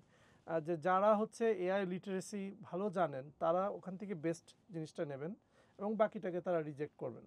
তো ওইটা একটা আপনি ভালো জিনিস বলেছেন। আমি মনে করি যে এটা নিয়ে আমরা আসলে আমাদের আলাপটা শেষ করতে পারি। এটা হচ্ছে যে এআই যেভাবে আমাদের ইনফরমেশন ইকোসিস্টেমকে আসলে প্রায় গ্রাস করে ফেলেছে, তো সেক্ষেত্রে আপনি যেটা বলছেন যে এখন এই ম্যাস পিপল, হ্যাঁ, তারা আসলে এই যে ইউটিউব কন্টেন্ট বা টিকটক কন্টেন্ট বা ফেসবুক কন্টেন্টকে তারা আসলে ওটাই তাদের আসলে এর সাথে যোগ হবে এআই তৈরি হ্যাঁ, করা মানে কন্টেন্ট। এগুলো তো এআই দিয়েই বানানো।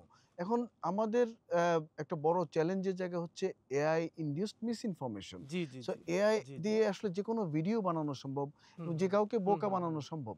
হুম, এবং হুম, হুম। এইটা আগে যতটা আমরা যেহেতু আমাদের যেহেতু ফ্যাক্ট চেকিং কার্যক্রম আছে সেখানে জি, আমরা জি। বুঝতে পারি যে আগে আমাদের জন্য কাজটা অনেক সহজ ছিল। হ্যাঁ, এআই হ্যাঁ। কনটেন্টটা বোঝা। যত দিন যাচ্ছে তত রিফাইন্ড হচ্ছে এবং এআই কনটেন্ট বোঝা খুব চ্যালেঞ্জিং হয়ে যাচ্ছে এবং এটাকে বোঝার জন্যে যে সফটওয়্যারগুলো যেগুলো ওই অ্যাগেইন ফ্রি সফটওয়্যারগুলো সেগুলো আপনাকে একেক সময় একেক রেজাল্ট দিচ্ছে। হুম, হুম। তো আমরা ক্রিটিক্যাল হওয়ার পরেও AI content, AI generated misinformation বা অপতথ্য বুঝতে পারছি না বা প্রমাণ করতে পারছি না। জি। সেক্ষেত্রে একজন জেনারেল ইউজার যিনি গ্রামে থাকেন তার কাছে এরকম একটি কনটেন্ট যাচ্ছে বা ওই এআই যে দিয়ে ফেক বানানো। ইমেজ এআই ফেক দিয়ে তৈরি ইমেজ করা। যাচ্ছে। হ্যাঁ। তো তার পক্ষে সেটা ডিফারেনশিয়েট করা, তাকে সেই পরিমাণ ক্রিটিক্যাল লিটারেসি দেওয়া তো ভার্চুয়ালি হুম, এখন হুম, হুম। সম্ভবই না। তো এই যে বড় রকমের একটা ইমপ্যাক্ট এআই আমাদের এই সোশ্যাল মিডিয়া বাহিত ইনফরমেশন ইকোসিস্টেমে পড়ছে, সেটার মানে আপনার কি ভবিষ্যৎ দেখতে পান? আমি তো আপনাকে কাউন্টার প্রশ্ন করতে যাচ্ছিলাম। কারণ আপনি এই জায়গাটার হচ্ছেন দিকপাল। এই যিনি গবেষণা করা, আপনি মাঠ পর্যায়ে কাজ করেন এটা নিয়ে। এটা কি আদৌ মানে এটার এপিস্টেমিক ভ্যালু কতখানি?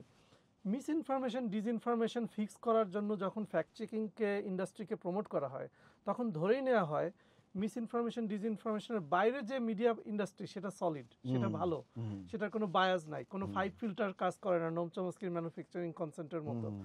সেইটার মধ্যে কোনো বায়াস নাই। এই এআই ডিসইনফরমেশন এসে হচ্ছে সব সব খেয়ে বায়াস ফেললো, তৈরি নষ্ট করেছে। করে ফেললো, তাই না?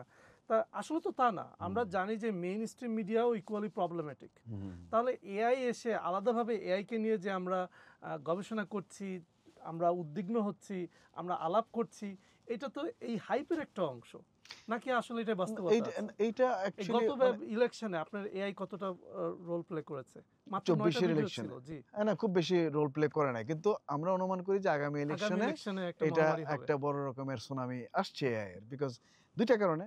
একটা হচ্ছে ইলেকশনটা অনেক বেশি আনপ্রেডিক্টেবল হবে। জি। মানে এখন পর্যন্ত যেটা মনে হচ্ছে। ফলে আর হচ্ছে এআই আরো অনেক বেশি সহজলভ্য হচ্ছে। ২ টা মিলিয়ে একটা বড় রকমের হাইপ বা স্পাইক আমরা দেখতে পাবো। এটা আমাদের অনুমান। হ্যাঁ, অনেকেই সেটার সাথে একমত হচ্ছেন। তো কিন্তু বিষয়টা হচ্ছে যে হ্যাঁ, আমাদের মিডিয়া বা ইনফরমেশন সিস্টেম সবসময় তার একটা ফ্রেমিং এর মধ্যে সে ফ্রেমিং করেছে, তার একটা পলিটিক্স আছে। কিন্তু এর মধ্যেও কিন্তু একটা জিনিস ছিল যেটা হচ্ছে যে একটা মিনিমাম বেসিক সাংবাদিকতা। জি, আচ্ছা আমি জি, জি। জিনিসটা জানি, আমি বড়জোর যেটা করতে পারি যে আমি এটা বলব না। হ্যাঁ, আমি এটা ৩ কলাম নিউজ করব না। আমি ব্যাক পেজে ১ কলাম নিউজ করব। মানে এথিক্সের জায়গাটা এথিক্স বা বলছেন, আমি এটা স্কিপ স্ট্যান্ডার্ডের করব। কথাটা বলছেন। কিন্তু এখন যেটা হচ্ছে যে আমি এটার উল্টাটা করলাম। জি। হ্যাঁ, আমি যেটা হয়নি সেটা বলে দিলাম। মানে যেহেতু সোশ্যাল মিডিয়াতে যেহেতু মানে আমরা পত্রিকার তো একটা এস্টাবলিশমেন্ট আছে বা মিডিয়ার একটা মিনিমাম হলো জবাবদিহিতার জায়গা আছে। একটা ইন্ডিভিজুয়াল এজেন্ট জি। তার তো কোনো জবাবদিহিতার জায়গা নাই। হুম, হুম, তিনি মেবি অ্যালগরিদম দিয়ে বায়াস, তিনি মেবি হুম, কমার্শিয়ালাইজেশন হুম। করছেন। তার পলিটিসাইজ করার আছে। কিন্তু তার কাছে কিন্তু প্রায় ইকুয়াল টেকনোলজিটা হাজির। যে জি, টেকনোলজি জি। মিডিয়ার কাছে আছে, সেই টেকনোলজি এখন একজন জেনারেল ইউজারের কাছে আছে। এবং কদিন পরে সাধারণ মানুষের হ্যাঁ, হাতেও যাবে। তো সেটা হচ্ছে ওই রূপকথার গল্পের মতো যে রাজার কাছে যে ধন আছে, টুনির কাছেও সে ধন আছে। তো এখন এই যে ইন্ডিভিজুয়াল একইভাবে এম্পাওয়ার্ড হয়ে যাচ্ছে। তো এখন প্রতিষ্ঠানের যে একটা জবাবদিহিতার জায়গা আছে, সে রাষ্ট্রের কাছেও করতে পারে, তার পাঠকের কাছেও করতে পারে। তার ফ্রেমিং সহ, যেমন ধরা যাক আমাদের প্রথম আলো বা ডেইলি স্টার এই পত্রিকাগুলোকে মানুষ প্রচুর সমালোচনা করে হুম, হুম। নানানভাবে। সে একটুখানি এদিক সেদিক হলেই তার এই বায়াস সেই বায়াস, সে একটি বিশেষ রাষ্ট্রের প্রতি বায়াস, একটি বিশেষ দলের প্রতি বায়াস বলা হচ্ছে। হ্যাঁ, হ্যাঁ। তার মানে কি যে তাকে মানুষ অবজার্ভ করছে। জি। তো এখন একটা ইন্ডিভিজুয়ালকে তো আমি এভাবে অবজার্ভ করব এবং না, তার সংখ্যায় মিলিয়ন, মিলিয়ন। মিলিয়ন্স। জি। এখন সব ধরেন ১০টা ইন্ডিভিজুয়াল মিলে যদি একটা পার্টিকুলার অঞ্চলে একটা মিসইনফরমেশন ছড়িয়ে দিতে শুরু করে এবং সেটা যদি বিশ্বাসযোগ্য হয়, এবং তারা যে পেইড অ্যাক্টর না তার তো কোনো আপনার বোঝার কোনো উপায় নাই। বোঝার উপায় নেই। এবং সেখান থেকে যখন একটা ভায়োলেন্স তৈরি হয়, একটা রায়ট তৈরি হয়, সেটা তো ডেভাস্টেটিং। জি, জি, সেটাকে জি। তো আপনি কন্ট্রোল করতে পারবেন না। হুম, হুম। সেটা একটা পত্রিকা সেটা করতে পারে, কিন্তু সেটা করার সম্ভাবনা যতখানি, তার চেয়ে অনেক বেশি হয়ে গেছে, বিকজ এখন প্রত্যেকটা মানুষের কাছে মোবাইল আছে। পত্রিকা তো গ্রামে পৌঁছায় না। তার মানে হচ্ছে সামনে আপনাদের ফ্যাক্ট চেকিং ইন্ডাস্ট্রির আরো দুর্দিন আসতে যাচ্ছে। কাজটা কঠিন হয়ে যাচ্ছে, কঠিনতর মোটেই হয়ে যাচ্ছে। চ্যালেঞ্জিং কিন্তু অত্যন্ত। আমার কাছে এর চেয়ে বেশি উদ্যোগের কি মনে হয় জানেন স্যার? জুলাই প্রশ্নে, সরকার প্রশ্নে, নির্বাচন প্রশ্নে এই যে মানুষের মধ্যে অনেক ডিপ পোলারাইজেশন দেখতে পাচ্ছে বিভিন্ন ধরনের, একে অপরকে আক্রমণ করছে। এই জিনিসগুলো হচ্ছে তখন আরো বেশি অ্যাগ্রেভেটেড হবে এবং এই জিনিসটা তখন আমি বলবো না যে এআই আলাদাভাবে কোনো একটা দুশ্চিন্তার মাথা ব্যথার কারণ, কারণ ওর চেয়ে বড় কারণের সমস্যাগুলো আমাদের সামনে আছে। আগে থেকেই হ্যাঁ, আছে। হ্যাঁ, এই যে আপনার পোস্ট পার্টিশনের সময় থেকে শুরু করে হুম। যদি বলেন ১০০ বছর পেছনে যান বা আরো বেশি সময়, তাহলে এই যে আমাদের মধ্যে ধর্মের দিক দিয়ে ডানপন্থা, বামপন্থা, তারপরে লিডারশিপের প্রশ্নে এজ, তাই না? যে আমরা নতুন নেতৃত্ব মেনে নিব নাকি তাদের মধ্যে থেকে আসলেই খাঁটি নেতৃত্ব বের হয়ে আসছে কিনা? এই প্রশ্নগুলো হচ্ছে মানুষ সামাজিক মাধ্যমে যে তথ্যগুলো পাবে, একে অপরকে আক্রমণ করবে, এই সমস্যাগুলো সামনে দেখবো আমরা আরো বাড়ছে। সেখানে এআই এসে তো অবশ্যই সমস্যাটা মানে হচ্ছে adding insult to injury, right? Hmm. তো আপনার এআই এসে তো সমস্যাটাগুলো আরো বাড়াবেই। কিন্তু আপনার কি মনে হয় এখানে যদি আমাদের নিজেদের এআই থাকতো তাহলে কি এই সমস্যাটা হতো না? আপনার হতোই। হতোই তো তাহলে এটা। নিজস্ব এআই থাকা না থাকা, বায়াস কম থাকা এইটা সমাধান না। সমাধান হচ্ছে আমাদের সমাজের মধ্যে যে হানাহানি, বিভেদ এবং যে ডিভিশন বিভিন্ন কালচারাল বা পলিটিক্যাল বা ইকোনমিক সেন্সে, এই যে বিভেদগুলো এগুলো যদি কম না থাকে তাহলে বাইরে থেকে যেটাই আসবে সেটাই আমাদের জন্য অতিরিক্ত মাথা কিন্তু ব্যথার সমাজে কারণ তো হবে। বিভেদ ছিল সবসময়। মানে সবসময় ছিল, এখন এখন আমরা খুব স্ট্রেসড অবস্থায় অবশ্যই আছি। আপনার সাথে আমিও একমত। কিন্তু আমাদের দুজনকে ডেফিনিটলি দর্শকদের কাছে ইউটোপিয়ান শোনাবে যে আমরা আসলে শেষমেশ একটা টেকনোলজি নিয়ে আলাপ করতে গিয়ে আমরা সেই মানুষে ফেরত আদি আসছি। প্রশ্নে ফেরত এসেছি জি। যে অ্যাকচুয়ালি সবকিছুই ঠিকঠাক হয়ে যেত যদি আমাদের মধ্যে বৈষম্য কম থাকতো, বিভেদ যদি কমাতে পারি। কিন্তু we live in an world যেখানে আসলে বৈষম্য থাকবে, বিভেদ থাকবে এবং টেকনোলজি এটাকে আরো এগ্রিভেট করবে। হুম, হুম, আরো টেকনোলজি যেন একটা লেন্স আকারে আসছে। হুম, সে হুম, দেখাচ্ছে, দেখো যে তোমাদের মধ্যে এইরকম ডিভিশন আছে। তোমরা তোমার প্রত্যেককে এই পরিমাণ ঘৃণা করো। হুম, হুম, হুম, ফেসবুক হুম। না আসলে আমরা জানতাম না, ধরা যাক একটা গ্রামের লোক একটা রাজনৈতিক নেতাকে কি পরিমাণ ঘৃণা করে। রাইট, এখন রাইট। যেমন তার কমেন্ট ফিডে আমরা আসলে সবকিছু জানতে পারছি। তো হ্যাঁ, হ্যাঁ, আগে জানতাম না। না হ্যাঁ। জানার কারণে এক ধরনের থাকে না, একটা ব্লিস অফ ইগনোরেন্স এর মধ্যে আমরা কিন্তু বসবাস সেটা করতাম। অ্যালগরিদম প্রমোটেড একটা ভিউ, এটাও হ্যাঁ, মানতে হবে হ্যাঁ মাঝে, তাই না? ডেফিনিটলি। কিন্তু জানতে তো পারছি আমরা। তো এখন আর হচ্ছে যে ignorance is no longer a bliss. এখন আপনাকে জানাইতে বাধ্য করা জি, হচ্ছে। জি, জি। এআই আপনাকে এই বিষয়ে আরো বেশি মানে অগ্রণী ভূমিকা পালন করবে। কিন্তু যেটা আমার মনে হয় যে আপনি বলেছেন খুব ঠিক, যে অ্যাকচুয়ালি আমরা হয়তো বৈষম্য কমাতে পারব না। হুম, হুম। আমরা হয়তো নিজেদেরকে শিক্ষিত করতে জি, পারবো। জি। এই লিটারেসির কাজটা হ্যাঁ। হচ্ছে আমরা তো সব সমস্যার সমাধান করতে পারবো না। গণমাধ্যম বা বিশ্ববিদ্যালয়ের শিক্ষক হিসাবে। আমরা আমাদের যে দায়িত্বটা সেইটা যেন পালন করি এবং সেক্ষেত্রে এআই হাইপটা বা সেলিব্রেটরি ভিউ এর সাথে, সাথে আপনার এআই এর যে ক্রিটিক্যাল ভিউ, আমার রিপোর্টের একটা বড় অংশ হচ্ছে যে ইউনিভার্সিটি অফ পেনসিলভানিয়ার যে রিপোর্টটা সাম্প্রতিক বের হয়েছে, একটা বড় একটা অংশ হচ্ছে ওই যে ক্রিটিক্যাল এআই হুম, স্টাডিজ, হুম। বা ওইটাকে হচ্ছে রিকগনিশন দেওয়া যে এটাও এআই ডেভেলপমেন্টের জন্য একটা এসেনশিয়াল টাস্ক, যে আমরা যেন এআই এর ক্রিটিক্যাল কনজিউমার হই এবং একই সাথে যেন আমরা এআই এর বাইরে যে সমস্যাগুলো আছে যেগুলো এআই এর সাথে সম্পর্কিত না, আমাদের নিজেদের মানসিক সমস্যা বা মানবিক সমস্যা, সামাজিক সমস্যা, সেগুলোকে যেন বুঝতে শিখি, তাহলে আমাদেরকে এআইকে আলাদাভাবে থ্রেট মনে হবে না। আপনাকে অনেক অনেক ধন্যবাদ ডক্টর আনিস। আমার মনে হয় যে আমরা আপনার এই কথাটা দিয়ে আমাদের আজকের আলোচনা শেষ করতে পারি যে আমরা প্রত্যেকেই নিশ্চয়ই আমরা আমাদের দর্শকদের উদ্দেশ্যে বলবো যে হ্যাঁ, ডেফিনেটলি এটা এআই টাইম, আমরা দরজা জানলা বন্ধ করে রাখতে পারবো না। অবশ্যই আমরা এআইকে ব্যবহার করব। যেটা আপনি বলেছেন যে ক্রিটিক্যাল কনজিউমার হওয়া, অর্থাৎ এআইকে আমরা ব্যবহার করব, এআইকে আমরা এমব্রেস করব, আলিঙ্গন করব, কিন্তু উইথ ক্রিটিক্যাল মাইন্ডসেট। আমরা নেসেসারি সন্দেহটা করব যে এআই জি। আমাকে একটা অল আউট সলিউশন দেবে না। AI can misguide me. Hmm, হ্যাঁ, হুম। সো আমার যে এজেন্সিটা হিউম্যান হিসাবে, এটা আমি এআই এর কাছে বিক্রি করে দেব না, কারো জি, কাছে বিক্রি করে জি, দেব না। জি। সো যত টেকনোলজি যত আসছে একটার পর একটা, প্রত্যেকটা টেকনোলজি আসলে আমার এজেন্সিটাকে আসলে আমার কাছ থেকে কেড়ে নেওয়ার চেষ্টা করছে। হুম, তো হুম। আমাদের উচিত হবে ইন্ডিভিজুয়াল হিসেবে, কমিউনিটি মেম্বার হিসেবে আমি আমার এজেন্সি বহাল রাখবো এবং আমি এইসব টেকনোলজিকে একই সঙ্গে ব্যবহার করব এবং একই সঙ্গে তার সমালোচনা জারি রাখবো। আপনাদের সবাইকে ধন্যবাদ।